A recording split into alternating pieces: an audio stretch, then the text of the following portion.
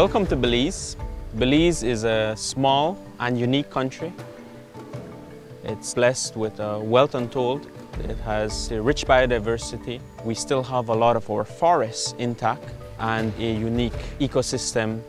We have a melting pot of approximately 389,000 people living here in harmony, and we're trying to coexist with nature.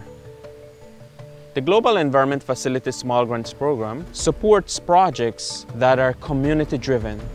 Our role is to support ideas, turning them into sustainable nature-based solutions, enhancing community resilience, and supporting small-scale economic development to allow for the replication, upscaling, and mainstreaming of these innovative approaches that contributes to the Sustainable Development Agenda in Belize. The Small Grants Program is guided by a voluntary National Steering Committee, which provides broad oversight and strategic guidance to its programming efforts.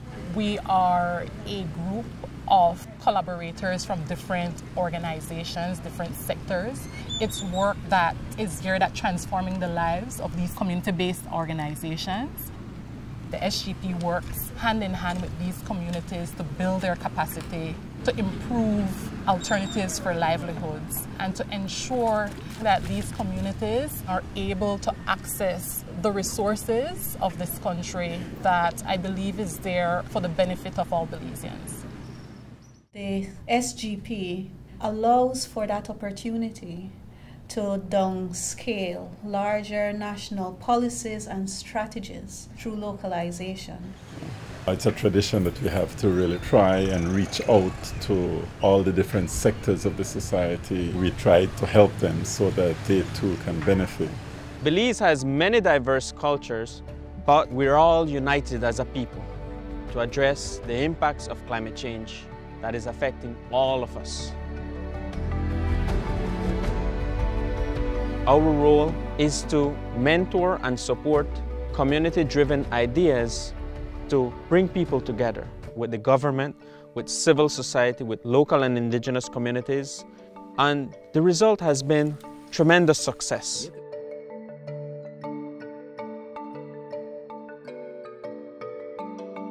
Local and indigenous vulnerable communities, they are at the mercy of the impacts of climate change as we speak. The flowering season is changing. There's a reduction of rainfall impacting the availability of water. They are racing to adapt new strategies to cope with those threats.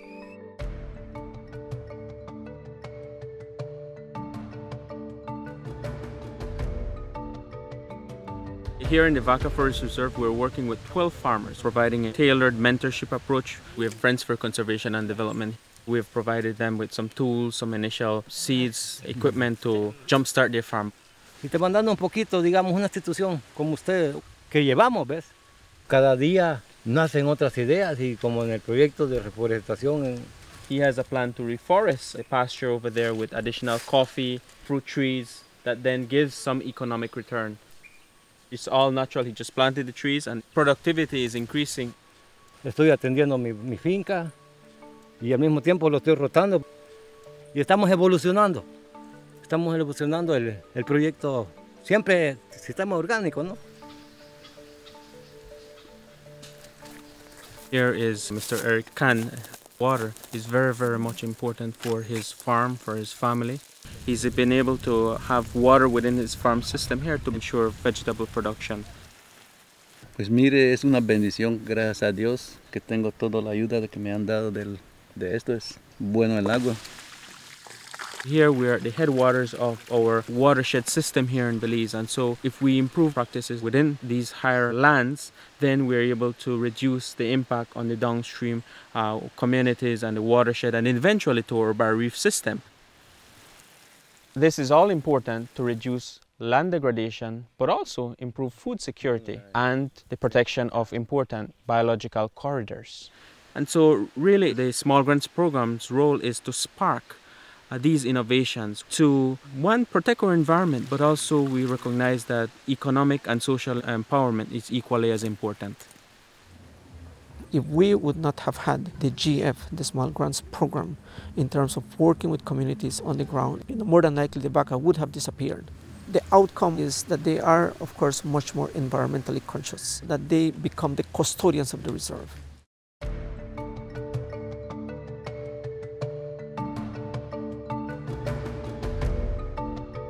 To work with farmers in terms of making a connection to the landscape is very essential to the work we do here at the SJ. And with the support of the GEF small grants, that has allowed us now to really concentrate our efforts. SJ gave me this opportunity, gave me this knowledge to come up on this stage where I am right now. We got the integrated farming system, we got the honey, we got the grocery shop. We sell this cacao locally in the store. So this is what all the Maya people use, and this is our goal. I went to Honduras, learned more about cacao and Inga. Use lash and mulch now because when you chop the bush and then burn it, that casts too much sun. Mr. Kus is already thinking how he can restore the degraded lands here by planting Inga, olive cropping, and also other timber species to bring back the water here in his farm. Yes, the chef support me a lot. They helped me with 600 plants of cacao. It's productive now. I get money in the pocket and then send the children to school. I have the Inga as my shade tree here. It is eliminating the grass. It is also producing nitrogen for the fruit trees or for the crops that I will be planting. It is also connecting the history of our Mayan people to it again. They didn't do like using chemicals. They instead use what they have there in the forest. My kids and maybe the kids of my kids will still see it and they will still enjoy what I have left behind. Whatever he learned, he's going to practice, and I'll be right there helping him along the way too. My plan is to make it bigger. We're going to plant more fruit trees, be like a demonstration from our people, guests, or locals, or foreigners are welcome. The bulk of what you see here within these farm systems is the hard work and the dedication of farmers able to demonstrate the success of the projects that we've been supporting for many years. GEF, has brought us this far, in terms of really promoting and adapting those practices for the farmers. Thank you, sir. We're so proud of you. Belize will be a leading example, internationally for the kind of work we're doing.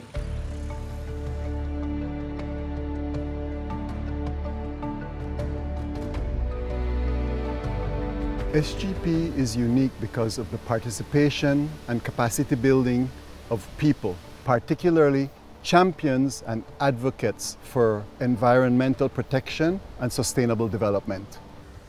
These agents of change have a ripple effect, inspiring others in their local communities.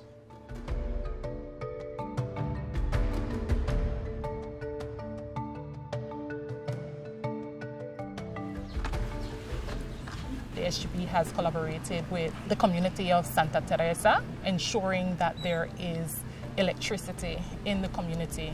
Women in these communities have gone to barefoot college in India and acquired the skills and the techniques necessary for doing solar panels. We started this project because we see it's very hard for kids to do their homework or study at night. So the community get together, they say, we need light, but we can't get light because electricity is very expensive. It's all about training. Add a small amount of acid in. If it gets to the point it's not even giving you an hour, you do that, you'll get an hour or two for maybe a month. We have several trainings for our communities about climate change and how to maintain these systems.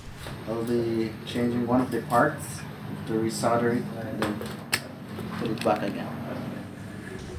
The children now, they're studying at night.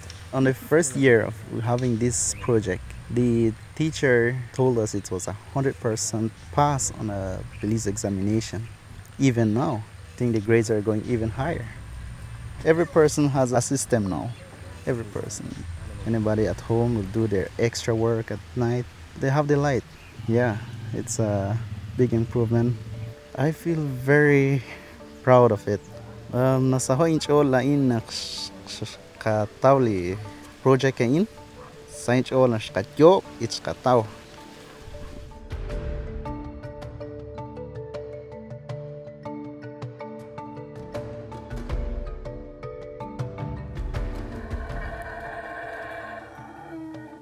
In 1998, the sanctuary was facing a lot of hard times and the doors were closed. The women of the community saw the potential of the sanctuary in its primary objective, the saving of the habitat for the black howler monkeys. The Women's Conservation Group has 5 focal areas. These 5 areas include conservation, research, education, ecotourism, and community development. And through the efforts and the partnership that the Community Baboon Sanctuary Women's Conservation Group has forged along with the GEF Small Grants Program, we have been able to accomplish many of the objectives that we have set out with all the trainings and opportunities that have come through the partnership. It's because of these accomplishments that makes me proud to be a woman, a part of the Community Baboon Sanctuary, working towards great things.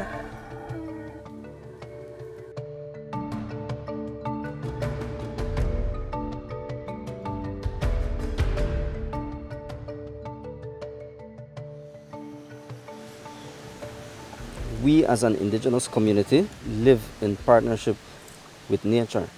We depend on the river, on the forest. It's a part of our daily life. We cannot go without it. We have farming along the river banks. That contributes to contamination, erosion, and sedimentation. And whatever it affects here, it will affect downstream eventually, towards the sea. Our women, who are the primary users of the resource, benefit through environmental sessions. Our men also benefit from short-term employment.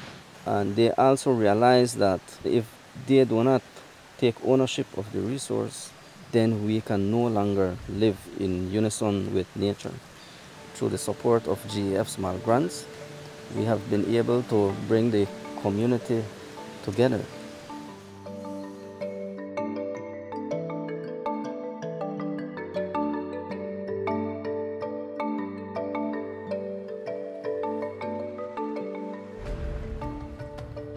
Climate change is one of the largest threats to coral reef health, causing more frequent and severe storms, as well as coral bleaching and diseases. These corals were in abundance when we were kids growing up. Now there's so many dead skeletons. Putting more corals out there equals more fish. We learned how we can help put these corals back. We get out there and we restore the reef by planting new corals and have made Laughing Bird this beautiful, beautiful island once again. Mangroves and corals and seagrasses are all connected. Through the Small Grants program, we were able to begin working with mangrove reforestation as well as the coral restoration. They both provide shoreline protection, and most of the creatures that we care about undersea use all of these ecosystems at some point in their lifetime. Women have an ingrained nurturing attitude towards our natural resources. We have flexible hours for training. We understand a lot of working moms, don't have the same availability, so we try to spread our courses out over the evenings and weekends to accommodate women. It's been a big struggle as a single mom trying to make ends meet. I am very grateful and privileged for the opportunity to get training for the Belize Tourism Training Program. It's a life-changing experience, having better opportunities to put food on the table, also getting more involved with the environment. We've been able to offer several field trips now targeting over 150 school children. When I saw the corals that Lisa and her crew planted, I really wondered how did they plant these corals, and I really would like to be involved in protecting it and experience it for myself. After we took the course, we noticed a lot more women in our community have come and asked us all the time, how can we get involved? It's made me feel like tour guiding and being a part of Fragments of Hope. It was all worth it. Totally worth it. Belize is leading the world by empowering its local fishers as stewards of their resources by implementing rights-based fishery through its Managed Access program.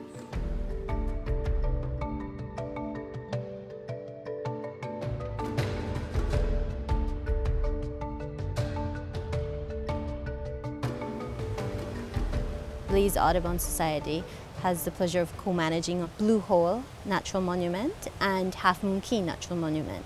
This area is predominantly used for conchs and lobster fishing. Belize Audubon Society has a long-standing relationship with the Jeff Small Grants Program to build community relationships, working on enforcement and education. It's relatively small projects, but the impact has been huge. The GF Small Grant has been very supportive of the work of Belize Audubon Society. They have allowed us to maintain presence within the communities. Throughout the years, we have been able to build stewardship with these fishermen and improve what we call a trust and working relationship. You have a logbook, Pedro? The coral reef health is something that we monitor. We monitor the biodiversity because a healthy reef, a healthy ecosystem supports the fishermen and contributes to their livelihoods. We cannot underestimate our stakeholders and their willingness to participate in stewardship and management of the resources, but we also need to be very cognizant that we need to educate them and empower them to be the stewards that they can be. As a fisherman myself, I didn't have those opportunities. There was no managed access program.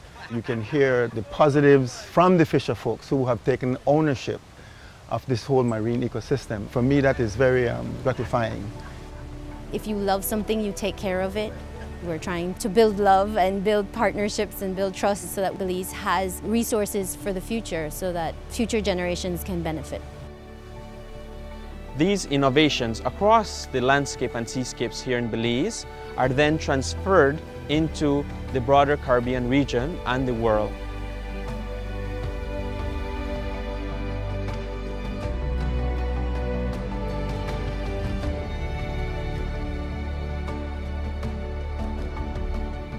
Conservation and community development cannot happen in isolation. Nature is contributing to our sustainable development, to our economy, our way of life, our identity as a people. It's all connected.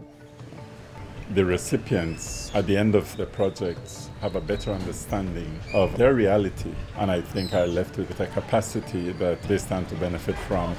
I have seen some of these community-based organizations really grow and strengthen and graduate into handling greater and greater and more complex projects over the years. I've seen people's behavior, attitude change with regard to their view of nature. More and more, there is an increase in stewardship and participation. The world depends on us as a country to maintain these important natural resources. The willingness and the involvement of local communities, in particular the young people, gives me a lot of hope for the future. I feel humbled. I feel beyond inspired. When we put people first and provide the tools and create that enabling environment, people are moved to action and can do great things. We do not own the resources. We do not own the land, the sea, and so on. We are simply holding them in trust for those who are not yet born. It's very important, it's crucial, and when we invest in nature, we will always have positive returns.